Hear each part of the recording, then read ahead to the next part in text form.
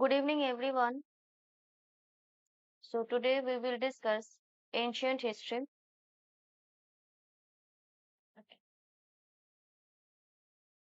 तो ancient history में आज के क्लास में हम लोग दो इम्पोर्टेंट टॉपिक्स को कवर करेंगे.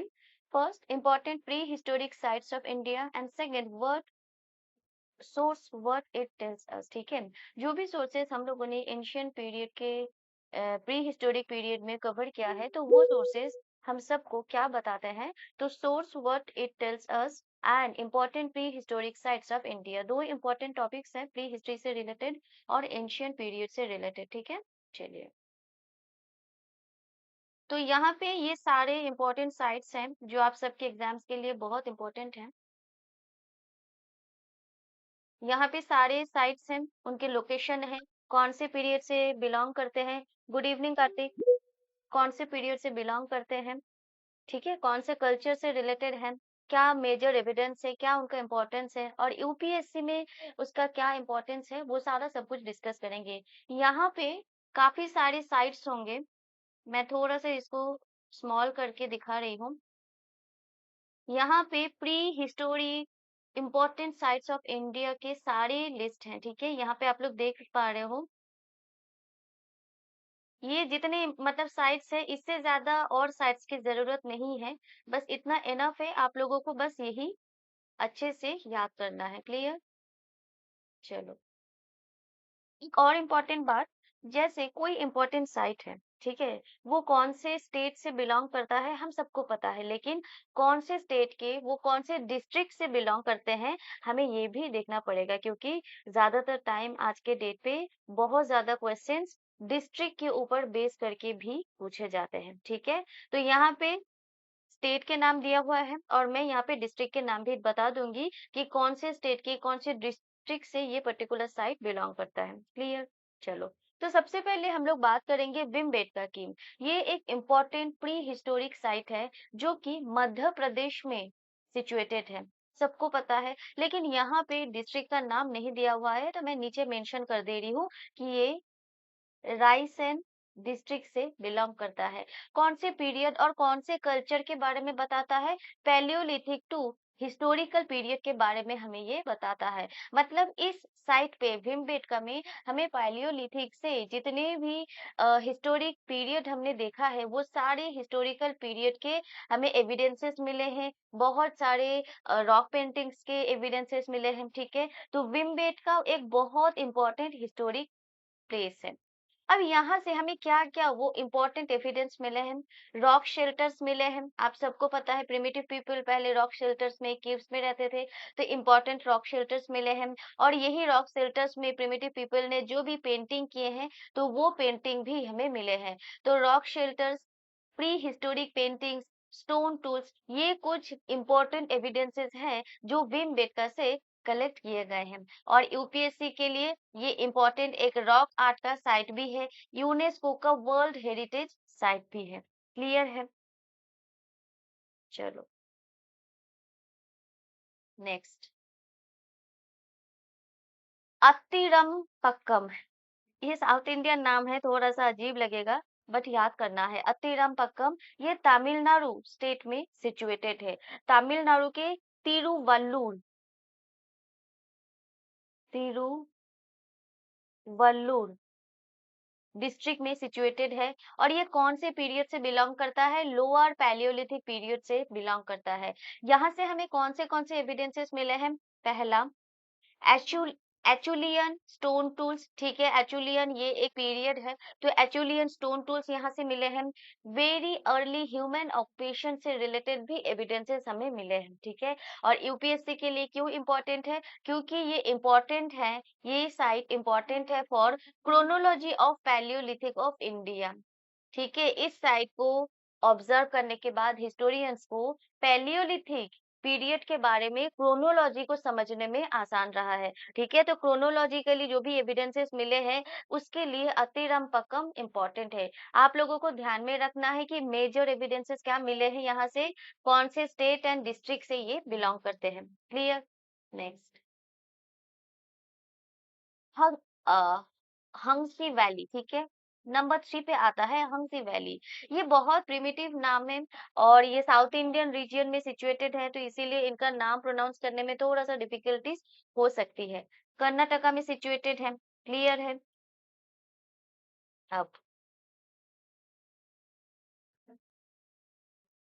कर्नाटका में सिचुएटेड है। अब इसका ये कौन से डिस्ट्रिक्ट में पाए जाते हैं या फिर ये कौन से डिस्ट्रिक्ट में सिचुएटेड है, इसके बारे में थोड़ा सा कंफ्यूजन है, तो इसीलिए मैंने यहाँ पे इसके डिस्ट्रिक्ट के बारे में नहीं लिखा है। और हंसी वैली में जो भी एविडेंसेस मिले हैं वो सब लोअर पैलियोलिथिक पीरियड से रिलेटेड है। तो यहाँ से हमें क्या क्या वो एविडेंसेस मिले हैं? पहला, हैंड एक्सेस। ठीक है, प्रिमिटिव पीपल जो भी हैंड एक्सेस को यूज करते थे उसका एविडेंसेस हमें यहाँ से मिला है। क्लीवर्स, हैबिटेशन एविडेंस कि उनका वो हैबिटेट एरिया कौन सा था, किस तरीके से वो लोग रहते थे, उनका हैबिटेशन एरिया कैसा था, तो उन सब से रिलेटेड एविडेंसेस हमें हंसी वैली से मिला है। और यहाँ से ये एचुलिचियन टूल ट्रेडिशन भी इम्पोर्टेंट है। ठीक है, ये आप लोग अपने हिसाब से प्रोनाउंस कीजिएगा। एचुलियन, मैं तो एचुलिचियन कह रही हूँ। एचुलियन टूल ट्रेडिशन का भी इम्पोर्टेंट एविडेंस हमें हंसी वैली से मिला है। जो टर्म जितना डिफिकल्ट है उस टर्म से ज्यादा क्वेश्चंस आते हैं और उसको याद रखना इजी है। ठीक है, ये समझ में आ रहा है कि आज की क्लास में हम लोग क्या डिस्कस कर रहे हैं? गुड। नेक्स्ट, सोन वैली। नंबर 4 पे आता है सोन वैली। कहाँ पे सिचुएटेड है? ये सिचुएटेड है पाकिस्तान पे। ठीक है, तो पाकिस्तान में सिचुएटेड है, बस इतना जानना काफी है, इसमें और बहुत ज्यादा घुसने की जरूरत नहीं है। अब ये कौन से पीरियड से रिलेटेड है? पैलियोलिथिक पीरियड से रिलेटेड है। यहाँ से हमें क्या क्या एविडेंसेस मिले हैं? Pebbles tools. प्रिमिटिव पीपल बहुत सारे टूल्स यूज करते थे, उनमें से पेबल टूल्स एक इंपॉर्टेंट टूल्स हुआ करता था। तो ये पेबल टूल्स के एग्जांपल्स एविडेंसेस हमें यहाँ से मिला है। Then choppers and other stone tools, जो भी प्रिमिटिव पीपल यूज करते थे वो सब कुछ हमें सोन वैली से मिले हैं। Important south Asian Palaeolithic region. और सोन वैली क्यों इंपॉर्टेंट था? तो ये एक साउथ एशियन, ठीक है, साउथ एशिया का इंपॉर्टेंट पैलियोलिथिक रीजियन हुआ करता था। क्लियर है? पाकिस्तान जो कि साउथ एशिया का ही पार्ट है, तो इसीलिए सोन वैली भी एक साउथ एशियन पैलियोलिथिक रीजियन के लिए इंपॉर्टेंट साइट है। नेक्स्ट, बात करेंगे नर्मदा वैली की।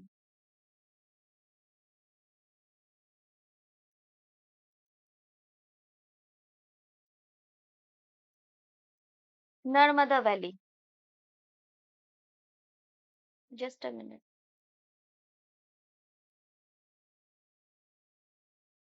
नाउ, ये कौन से एरिया में सिचुएटेड है? मध्य प्रदेश में सिचुएटेड है। नर्मदा वैली नाम से ही आप लोगों को पता चल रहा होगा। और इसका जो इम्पोर्टेंट डिस्ट्रिक्ट है वो है नर्मदापुरम। ठीक है,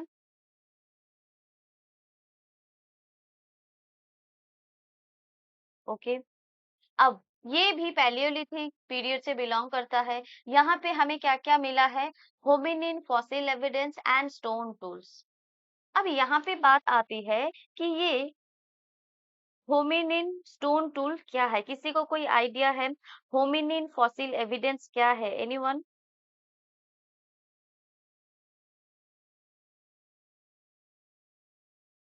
होमिनिन फॉसिल एविडेंस क्या है?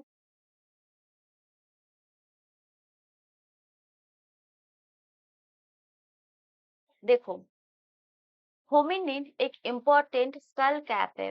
ठीक है, जिसको डिस्कवर किया गया था हथनोरा से 1982 में। तो होमिनिन क्या है? होमिनिन एक इम्पोर्टेंट स्कल कैप है।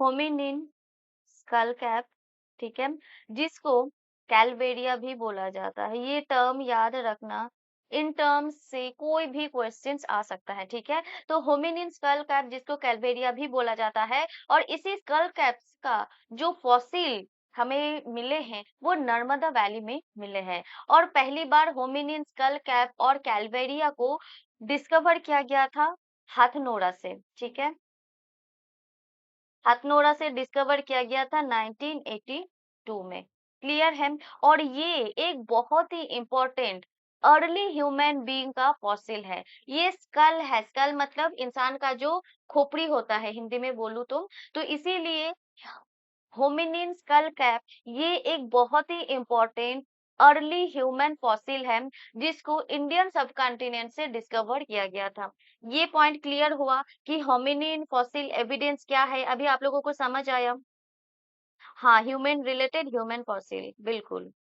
स्कल का होमिनिन फॉसिल में क्या था? होमिनियन स्कल कैप था, ठीक है, जिसको हम लोग कैलवेरिया भी बोलते हैं। कैलवेरिया ये टर्म इम्पोर्टेंट है क्योंकि ये टर्म से ऑलरेडी बहुत सारे स्टेट पीसीएस एग्जाम्स में पीवाईक्यूज आ चुका है, कैलवेरिया क्या है। और इसको फर्स्ट टाइम 1982 में डिस्कवर किया गया था हथनोरा से। क्लियर है? चलो,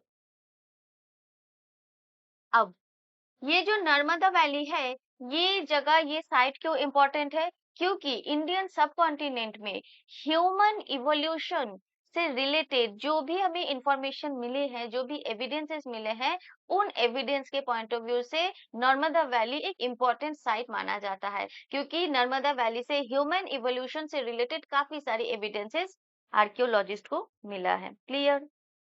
चलो,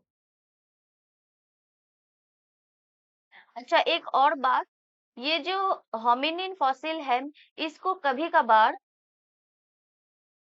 एक और नाम से भी बोला जाता है, इसको नर्मदा मैन भी बोला जाता है, ठीक है।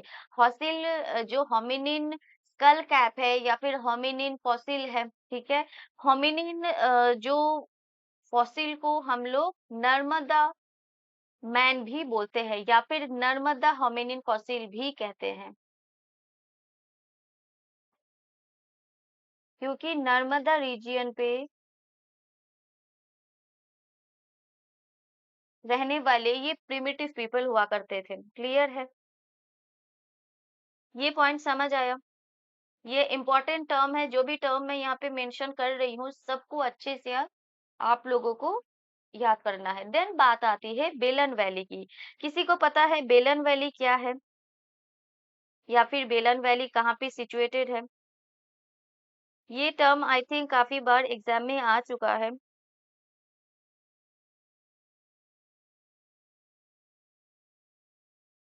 चलो, उत्तर प्रदेश में सिचुएटेड है ये बेलन वैली, ठीक है। अब बेलन बेलन वैली का जो डिस्ट्रिक्ट है बहुत ही फेमस है, इसीलिए मैं कह रही थी कि ये प्रयागराज और मिर्जापुर रीजियन में, मतलब प्रयागराज डिस्ट्रिक्ट तो आप लोग जानते ही हो, प्रयागराज डिस्ट्रिक्ट का मिर्जापुर रीजियन से रिलेटेड है। क्लियर है? इसीलिए बेलन वैली इतना ज्यादा फेमस है। पैलियोलिथिक टू न्यूलिथिक पीरियड से रिलेटेड है, मतलब यहाँ से जितने भी एविडेंसेस मिले हैं वो सब पैलियोलिथिक पीरियड से लेके न्यूलिथिक पीरियड तक का है। क्लियर है? अब यहाँ से क्या क्या मिला है? स्टोन टूल्स मिला है, दूसरा एनिमल रिमेन्स मिला है, तीसरा अर्ली एग्रीकल्चर से रिलेटेड एविडेंसेस भी मिला है। बेलन वैली बहुत इंपॉर्टेंट है, काफी बार एग्जाम में पूछा जा चुका है। It shows transition from hunting gathering to farming, ये एक इम्पोर्टेंट ट्रांजिशन है। बेलन वैली से आर्कियोलॉजिस्ट को जितने भी एविडेंसेस मिले हैं वहां से हंटिंग गैदरिंग से फार्मिंग का जो ट्रांसफॉर्मेशन हुआ था प्रिमिटिव पीपल का, उस ट्रांसफॉर्मेशन का एविडेंसेस हमें बेलन वैली से मिला है और इसीलिए बेलन वैली आज के डेट पे इतना ज्यादा इम्पोर्टेंट है। क्लियर है? चलो, नेक्स्ट बात करेंगे गोल्डीवा, बहुत ही इंपॉर्टेंट साइट है, ठीक है। नेक्स्ट, कुलदीवा भी उत्तर प्रदेश में सिचुएटेड है और ये भी प्रयागराज डिस्ट्रिक्ट में सिचुएटेड है। नियोलिथिक पीरियड से रिलेटेड है। क्लियर? यहाँ से हमें क्या क्या मिला है? Evidence associated with early rice cultivation, important है। प्रिमिटिव पीपल ने जब फर्स्ट टाइम राइस को कल्टीवेट करना शुरू किया था तो उस राइस कल्टीवेशन का एविडेंसेस हमें कुलदीवा से मिला है और कुलदीवा यूपी के प्रयागराज डिस्ट्रिक्ट में सिचुएटेड है। और ये इंपॉर्टेंट क्यों है? क्योंकि ये नियोलिथिक पीरियड से एग्रीकल्चर के बारे में हमें बताता है। यहाँ तक क्लियर है? चलो, नेक्स्ट ये जितने भी साइट्स हैं मैं डिटेल्स में बता रही हूँ क्योंकि ये सारे साइट्स आप लोगों के एग्जाम के लिए बहुत इंपॉर्टेंट है। इसमें से बहुत सारे क्वेश्चंस बनते हैं, ज्यादातर फैक्चुअल क्वेश्चंस ही बनते हैं। क्लियर? चलो, महागारा बहुत इंपॉर्टेंट नाम है, महागारा। ये भी यूपी के प्रयागराज डिस्ट्रिक्ट से रिलेटेड है और सिचुएटेड है। नियोलिथिक पीरियड से रिलेटेड है। क्या मिला है? Evidence of domestication and settled life. First time domestication से रिलेटेड जो भी एविडेंसेस मिले हैं, महागारा से मिला है। नियोलिथिक पीरियड में जो भी डोमेस्टिकेशन हुआ था उसके बारे में एविडेंसेस हमें महागारा से मिला है। प्लस लोगों का जो सेटल्ड लाइफ हुआ करता था कि लोग कम्युनिटी में रहते थे, एग्रीकल्चर करते थे, फार्मिंग करते थे, ठीक है। उनके पास कौन से वो लोग एनिमल्स को डोमेस्टिकेट करते थे, उनका लाइफस्टाइल कैसा होता था। तो सेटल्ड लाइफ के बारे में भी हमें एविडेंसेस महागारा से मिला है।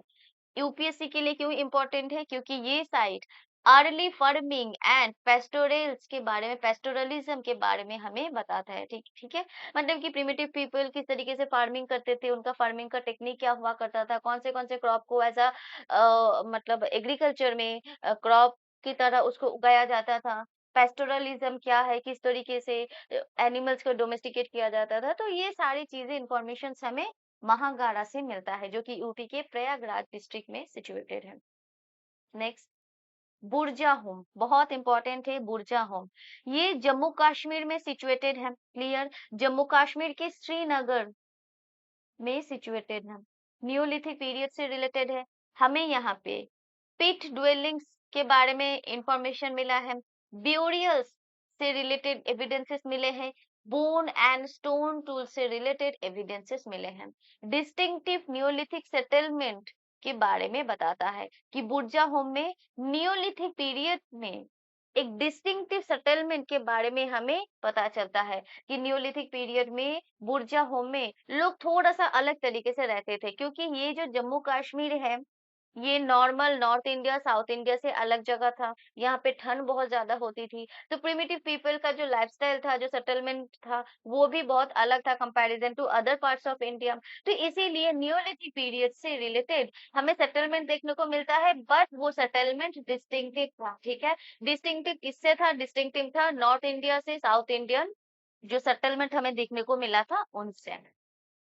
नेक्स्ट बात करेंगे गुफ क्रल के बारे में। गुफ क्रल, ये जितने भी नाम आप लोग देख रहे हो अभी स्टार्टिंग में थोड़ा सा अजीब लगेगा, बट इनको याद करना पड़ेगा आप लोगों को। क्लियर?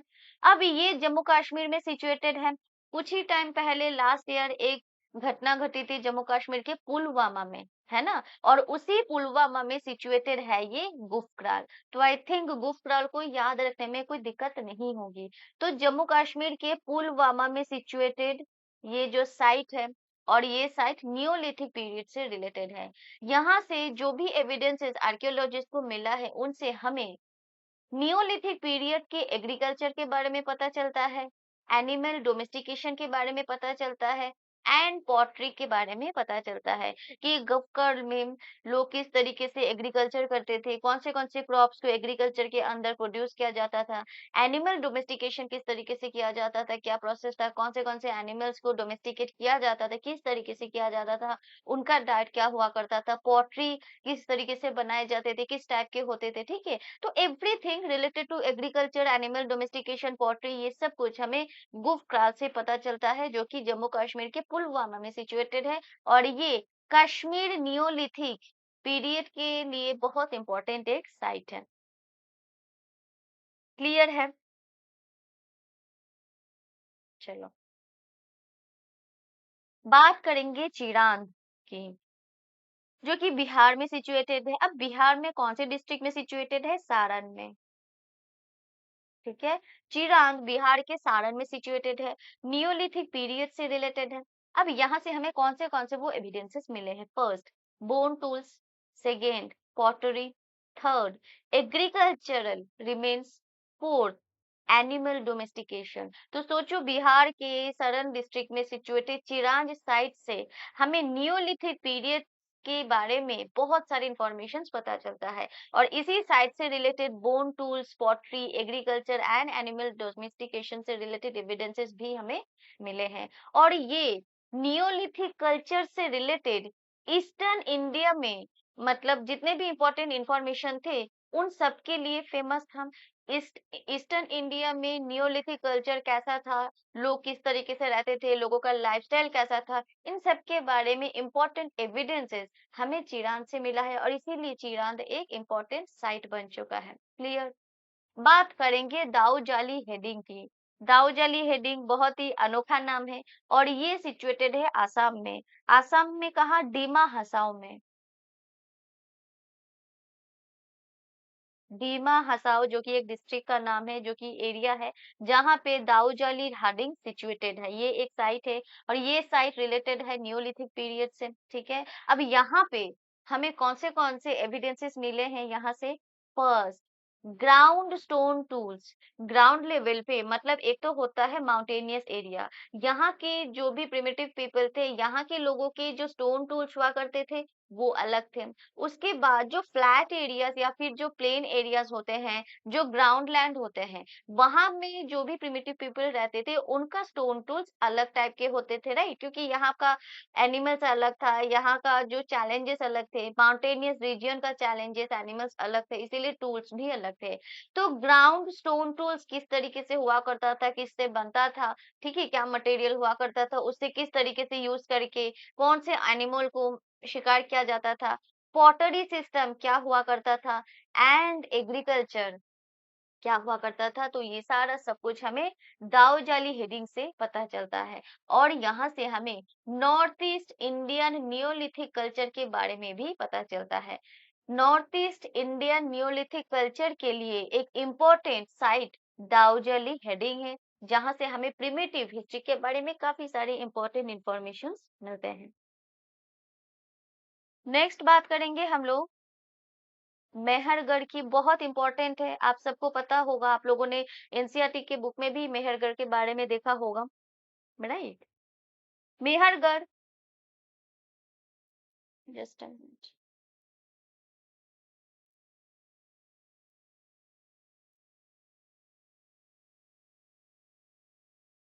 यस। अब ये बालूचिस्तान पाकिस्तान में सिचुएटेड है, ठीक है। थोड़ा सा मैं इसको और डिटेल्स में बता दूं तो काची प्लेन नियर दी बोलान पास, इसको इसलिए डिटेल्स में कर रहे हैं क्योंकि ये एनसीईआरटी में भी मेंशन्ड है और काफी बार यूपीएससी में भी आ चुका है। काची प्लेन में, अब ये काची डिस्ट्रिक्ट में सिचुएटेड है। काची प्लेन के काची डिस्ट्रिक्ट में सिचुएटेड है near the Bolan pass. Clear है। बालूचिस्तान इसका मेन एरिया है। क्लियर। और कंट्री है पाकिस्तान। पाकिस्तान के बालूचिस्तान में जो कोची डिस्ट्रिक्ट है उसमें मेहरगढ़ सिचुएटेड है और ये काची प्लेन में सिचुएटेड है नियर द बोलन पास के पास। क्लियर है। नियोलिथिक पीरियड से रिलेटेड है। अब यहाँ से बहुत सारे एविडेंसेस मिले हैं। अर्ली एग्रीकल्चर के बारे में पता चलता है, एनिमल डोमेस्टिकेशन के बारे में पता चलता है, mud brick settlement, primitive people किस तरीके से मड ब्रिक का यूज करते थे अपने घर बनाने के लिए, उनका सेटलमेंट एरिया किस तरीके से दिखता था, तो इन सब से रिलेटेड इंपॉर्टेंट इंफॉर्मेशन हमें यहाँ से पता चला है। ठीक है। अब ये अर्ली फार्मिंग एरिया है इन साउथ एशिया का, मतलब साउथ एशिया में बहुत पहले जिन जिन एरियाज में फार्मिंग हुआ करता था, मेहरगढ़ उन साइट्स में से एक है और इसीलिए भी मेहरगढ़ का इम्पोर्टेंस बढ़ जाता है। क्लियर। अब यहाँ से हमें कुछ इंपॉर्टेंट इंफॉर्मेशन मिले हैं। यहाँ से हमें कल्टीवेशन के बारे में पता चला है। किसके कल्टीवेशन? Wheat and barley. ठीक है। मेहरगढ़ इंडस वैली सिविलाइजेशन का भी एक इम्पोर्टेंट साइट हुआ करता है। इसके अलावा इस एरिया में कौन से एनिमल को डोमेस्टिकेट किया जाता था, उनका नाम है शिप, गोट, कैटल्स। क्लियर। और यहाँ पे मड ब्रिक सेटलमेंट भी हमें देखने को मिला है। ठीक है। इसके अलावा एक और इम्पोर्टेंट पॉइंट है, डिफरेंट काइंड ऑफ पॉटरीज हमें देखने को मिला है। क्लियर।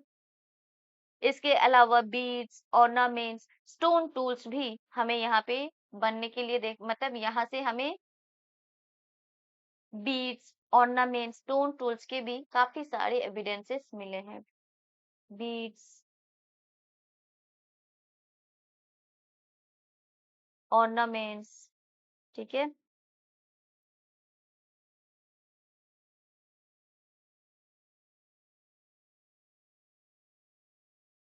तो ये था मेहरगढ़ के बारे में। जितना मैंने यहाँ पे बताया उतना मोर देन एनफ है, इससे ज्यादा और कुछ कवर करने की जरूरत नहीं है।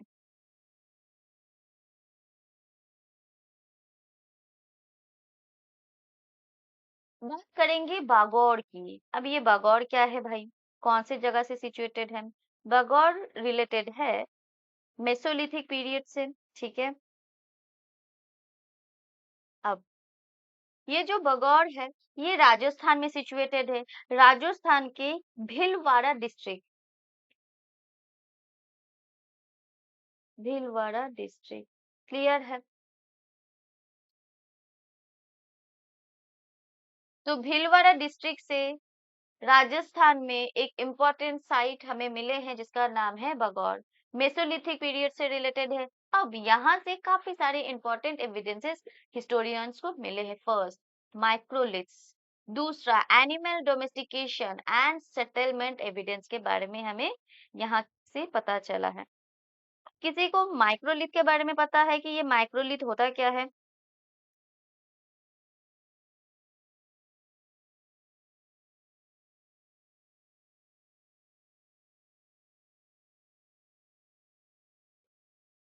स्टूडेंट, आप लोगों को में से किसी को पता है माइक्रोलिथ किसे कहते हैं? What is microlith?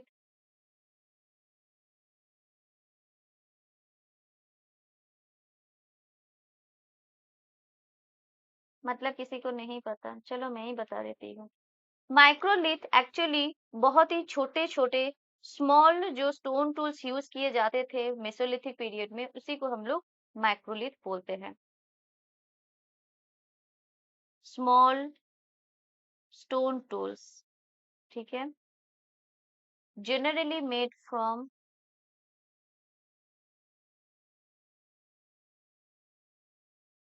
blades or plates, clear? हाँ बिल्कुल, small in size but evidence to provide information of past. हाँ बिल्कुल, बट माइक्रोलिथ एक्चुअली ये स्मॉल स्टोन टूल्स हैं। प्रिमिटिव पीपल मेसोलिथिक पीरियड में आके छोटे छोटे हथियार यूज करते थे, स्मॉल टूल्स यूज करते थे जो कि स्टोन से बने होते थे। तो वही स्मॉल स्टोन टूल्स को ही हम लोग माइक्रोलिथ्स कहते हैं, जो कि ब्लेड्स और फ्लेक्स से बने हैं। क्लियर? अच्छा, इसको बनाने के लिए कुछ मटेरियल का, कुछ स्पेशल मटेरियल का यूज किया जाता था, जैसे चार्ट। इसके अलावा चैल्सेडोनी। ये जो मटेरियल है प्लीज आप लोग भी नोट डाउन कर लीजिएगा। जैस्पर। क्योंकि कौन से मटेरियल से माइक्रोलिथ बनाते थे ये काफी बार एग्जाम्स में पूछा जाता है, ठीक है। एजेट, क्वार्ट्ज, क्लियर। तो चार्ट, चैल्सेडोनी, जैस्पर, एजेट, क्वार्ट्ज ये कुछ रॉ मटेरियल्स है जिससे माइक्रोलिथ को प्रिमिटिव पीपल बनाते थे। ओके।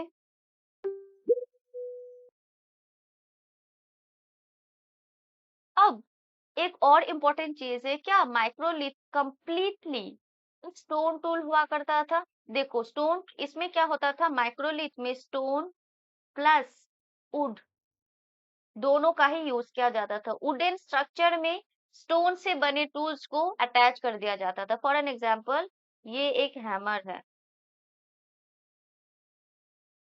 ये जो हैमर है, ये हैमर का जो मेन पार्ट है ये स्टोन से बने होते थे, और यहाँ पे वुडन स्ट्रक्चर में ये वुड से बना होता था, ये स्टोन से बना होता था। इसका इस वाले पार्ट को यहाँ पे वुडन स्ट्रक्चर के साथ अटैच कर दिया जाता था। तो इसीलिए माइक्रोलिथ में हमें स्टोन एंड वुड दोनों का ही एग्जिस्टेंस देखने को मिला है। क्लियर है? और मेसोलिथिक पीरियड में काफी टाइम माइक्रोलिथ का यूज होता था। ये क्लियर हुआ? माइक्रोलिथ क्लियर हुआ, इंपॉर्टेंट है। चलो, बात करेंगे लंगनाज, लंगनाज, लंगनाज। मुझे खुद भी 4-5 बार प्रोनाउंस करना पड़ रहा है, ठीक है? लंगनाज। अब ये कहाँ पे सिचुएटेड है? ये सिंपल इसका जो नाम है बहुत ही अनोखा है, क्योंकि प्रिमिटिव पीपल मतलब प्रिमिटिव जो साइट्स हुआ करते थे उनके नाम थोड़े से है अलग से ही है। तो ये गुजरात में सिचुएटेड है। गुजरात के महसेना डिस्ट्रिक्ट में सिचुएटेड है। क्लियर?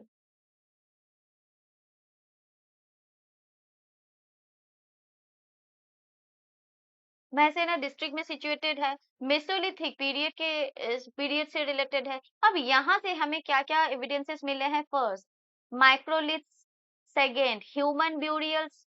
उस टाइम पे मेसोलिथिक पीरियड पे किस तरीके से लोगों को बरीड किया जाता था, तो किस टाइप के ह्यूमन ब्यूरियल्स होते थे, ठीक है? कौन से मटेरियल को ब्यूरियल्स के अंदर रखा जाता था, तो ये सारी चीजें हमें इस साइट से पता चलता है। उसके बाद एनिमल रिमेन्स भी हमें यहाँ से मिले हैं।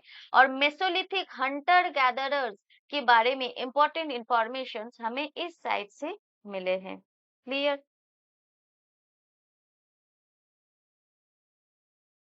इसके बाद बात करेंगे आदमगढ़ की।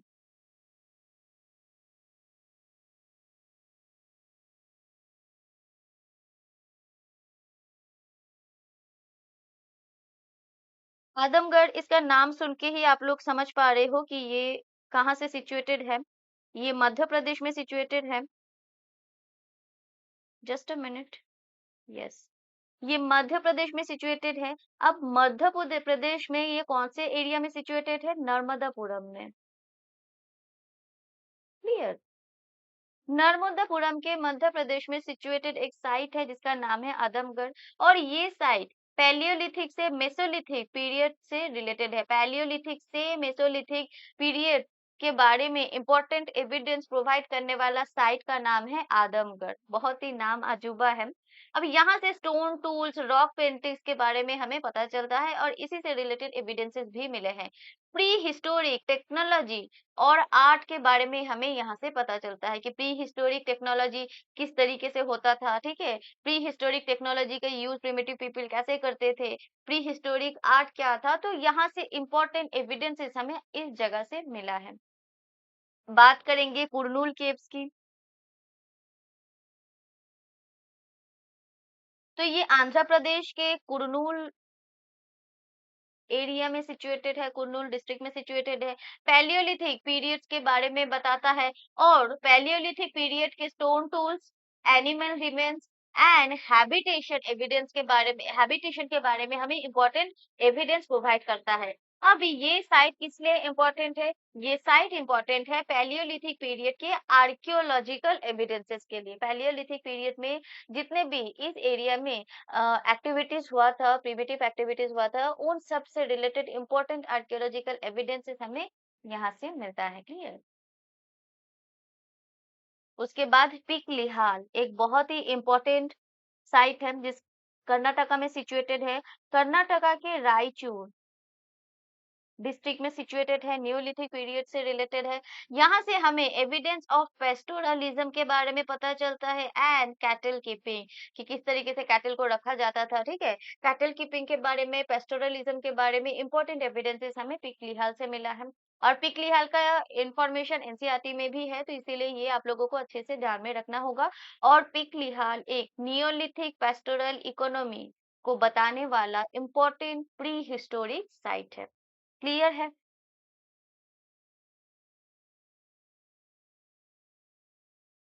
उसके बाद बात करेंगे तेक्कलाकोटम, जो कि कर्नाटका में सिचुएटेड है और कर्नाटका के ये बल्लारी डिस्ट्रिक्ट में सिचुएटेड है। क्लियर? नियोलिथिक पीरियड से रिलेटेड है। Settlements, pottery making, stone tools के बारे में बताता है कि तेक्कलाकोटम से हमें नियोलिथिक सेटलमेंट्स के बारे में पता चलता है। अब इस रीजियन पे लोग किस तरीके से रहते थे, उनका सेटलमेंट कैसा दिखता था, पॉटरी मेकिंग किस तरीके से होता था, पॉटरी का यूज क्या-क्या किस चीज के लिए होता था, स्टोन टूल्स कैसा था, ये सब पता चलता है। साउथ इंडिया का एक इम्पोर्टेंट नियोलिथिक रीजियन ये हुआ करता है, इसीलिए तेक्कलाकोटा इम्पोर्टेंट है। बात करेंगे हल्लूर की, जो कि आज का हमारा लास्ट साइट है और ये कर्नाटका के कावेरी डिस्ट्रिक्ट में सिचुएटेड है। क्लियर? नियोलिथिक से चैल्कोलिथिक पीरियड के बारे में हमें इस साइड से पता चलता है। Agriculture, animal domestication and early metal use के बारे में इंपॉर्टेंट एविडेंसेस हमें इस साइड से मिला है। ध्यान में रखना, मेटल यूज इंपॉर्टेंट है। अर्ली मेटल यूज के बारे में हमें इंपॉर्टेंट एविडेंसेस हल्लूर से मिलते हैं। अब ये जो साइट है, ये हमें एक ट्रांजिशन के बारे में बताता है। कौन सा transition? Towards metal using culture. देखो कि पहले लोग हंटर गैदरर थे, ठीक है, उसके बाद लोग एग्रीकल्चरिस्ट बने, तो यहाँ पे भी एक ट्रांजिशन हुआ। और ठीक वही उसी तरीके से लोग पहले स्टोन टूल्स का यूज करते थे, उसके बाद मेटल टूल्स का यूज करने लगे। पहले लोग सारे स्टोन का वेपन यूज करते थे, बाद में लोग मेटल का वेपन यूज करने लगे। मतलब स्टोन से मेटल का जो ट्रांसफॉर्मेशन हुआ था कि स्टोन टूल, स्टोन वेपन की जगह मेटल टूल्स, मेटल वेपन का लोगों का इस्तेमाल और ट्रांजिशन हमें हल्लूर साइड से समझ में आता है। हल्लूर साइड से ये प्रोमिनेंट एक एविडेंसेस लोगों को मिलता है। क्लियर है? तो ये इंपॉर्टेंट है कि कौन सा वो साइट है और कौन से साइट से हमें इंपॉर्टेंट एविडेंसेस मिलते हैं जहां से मेटल यूजिंग कल्चर पे ह्यूमन ट्रांजिशंस के बारे में इंपॉर्टेंट इंफॉर्मेशन हमें पता चलता है। क्लियर है?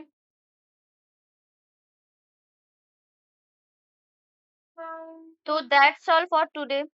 ये जो सोर्सेस क्या हमें बताते हैं, ये हम लोग नेक्स्ट क्लास में करेंगे। आज की क्लास में हम लोगों ने जितने प्री हिस्टोरिक इंपॉर्टेंट साइट्स थे सबको डिस्कस किया है। थोड़ा थोड़ा करके करेंगे, बस जितना करेंगे अच्छा करेंगे, ठीक है? तो आप लोग इसको पहले याद कर लीजिएगा। जितने भी मैंने यहाँ पे इंपॉर्टेंट साइट्स को डिस्कस किया है, जो भी मैंने बताया है, सारा सब कुछ आप लोगों को याद करना है। उसके बाद ही हम लोग हमारे नेक्स्ट टॉपिक को डिस्कस करेंगे, ठीक है? तो थैंक यू सो मच।